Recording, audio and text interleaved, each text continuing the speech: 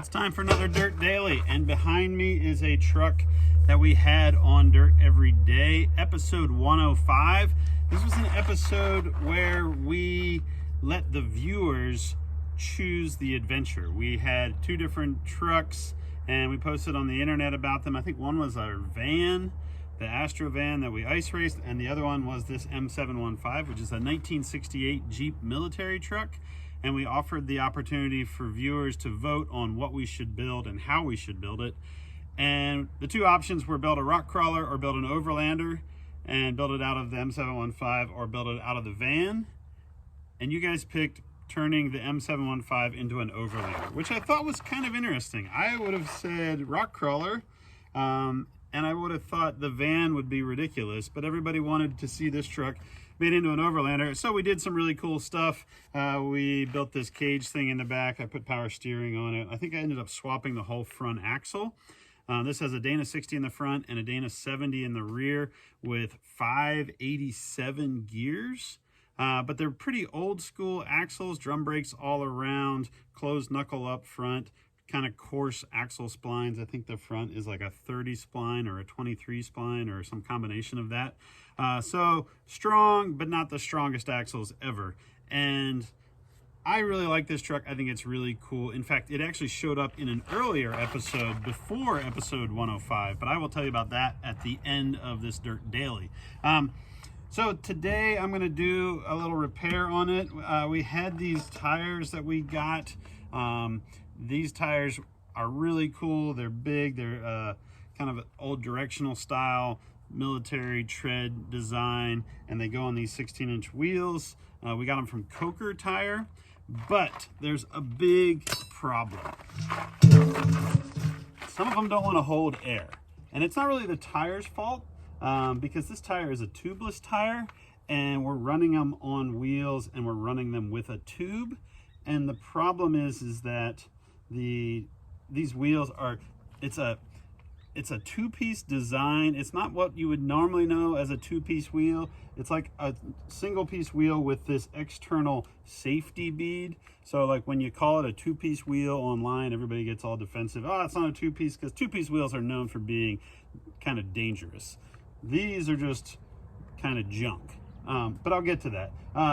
The reason you run these two-piece wheels is because these axles, the 60 and 70 that I talked about earlier, have a very special 6 on 7 1/4 bolt pattern and a giant 5.5-inch center diameter that goes over the hub, and nobody else uses that for some reason. It seems like they're almost impossible to find wheels like this that are just a normal one-piece wheel that you can just put these tubeless tires on and not have them leak down. I have changed the tubes in these multiple times. I'm kind of over it. I really like the truck. I think the tires are cool looking and they're perfect for this truck because these are a 1050/16, so they're pretty big. I think they ended up being about a 36-inch tall tire. Unfortunately, I can't get them to hold air, so I have another old school 916 tire, also has that bolt pattern. This was one of the tires that I got with my spare axles, and I'm going to put this on right here. I rolled out this Pro Eagle jack. This is a pretty cool jack. It's got big tires, big casters, great for using it in the dirt. You can't steer with it like a normal floor jack. So be warned if you're looking for a jack that you can steer with. Oh, and look at that, there's a little problem. The tire is so flat that I can't get the jack under the diff. Not a problem. We'll move over here to the, I was going to try and lift it up off of the leaf spring mount, but you can't even lift it off of that because it's so low. So what I'm going to do is bring the jack over here to this side and maybe jack it up at the frame and try to get it up tall enough to get this tire off.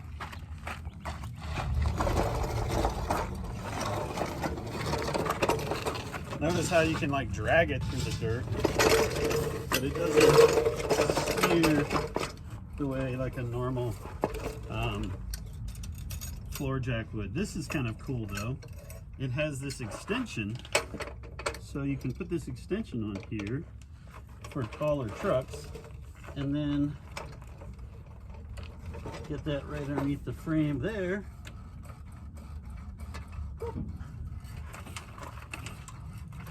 Now we can jack this thing up. The suspension on this old 715 is not super flexy, so we don't have the problem of the tire staying on the ground, even though we're jacking the chassis up.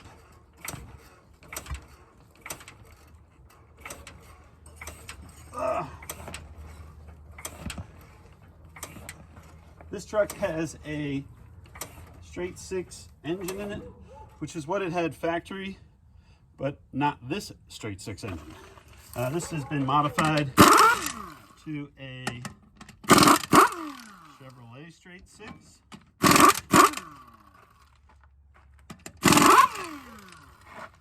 These are some big 1-inch lug nuts.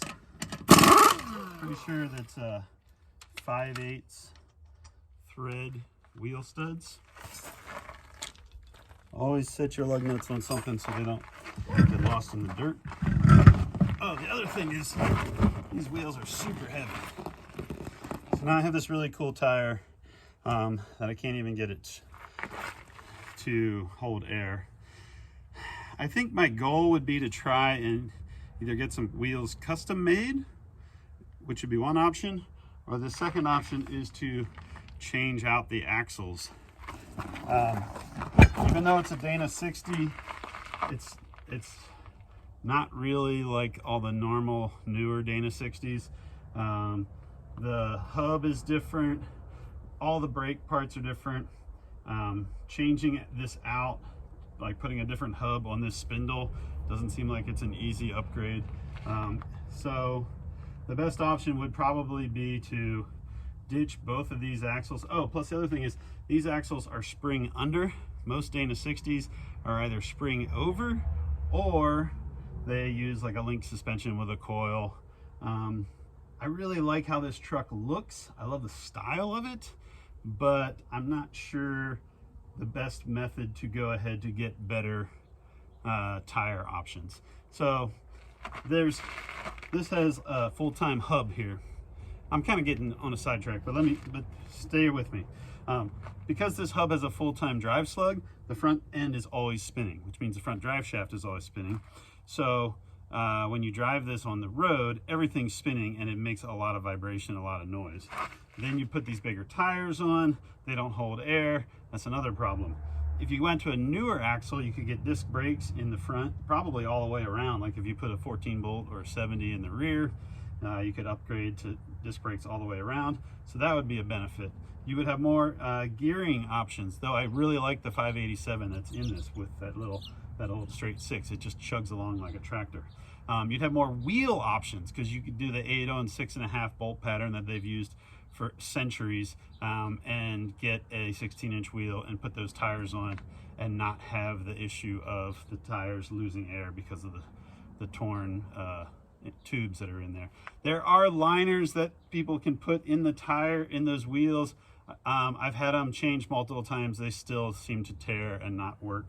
The one cool thing about the M715 is that big, massive bolt pattern, but I'm kind of considering trading that look of the stock axle in order to get axles under this thing that I can actually drive it down the road. Let's roll this other tire over here.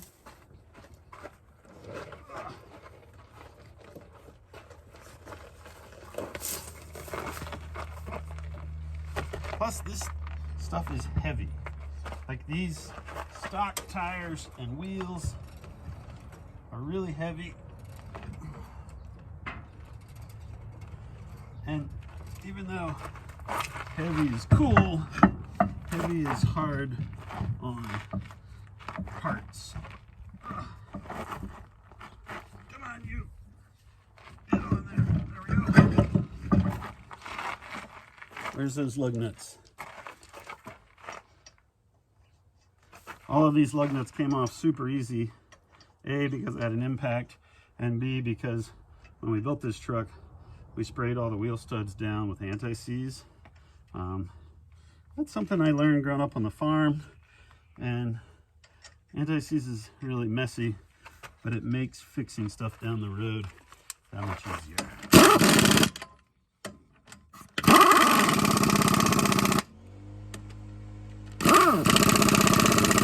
I'm gonna have to let my air compressor recharge.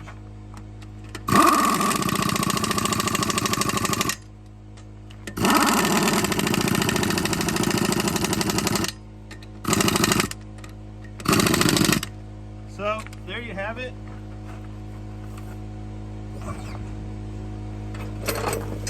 Now the truck is back in action. I have 3 old tires with tubes that are holding air. I have 1 brand new tire and wheel combo in the driver's rear corner that's holding air, and the other 4 brand new tires that I had mounted with brand new tubes, none of them are holding air. So that's a bummer. I think that it's no complaint on the tires, it's just a complaint on those old wheels, and the fact that now I'm kind of stuck with them unless I want to either have custom wheels made with that bolt pattern or swap to completely different axles so I can use more off-the-shelf wheels, brakes, bearings, and everything else. I really dig this truck. If you're wondering when it showed up before, it was in episode 98 where we rescued it out of the woods. It's got that old straight 6 Chevy engine in it. I'm gonna see if I can get this thing to run and take it for a spin and contemplate my options for getting my good tires back on it. We'll see you guys next time. Thanks for tuning in.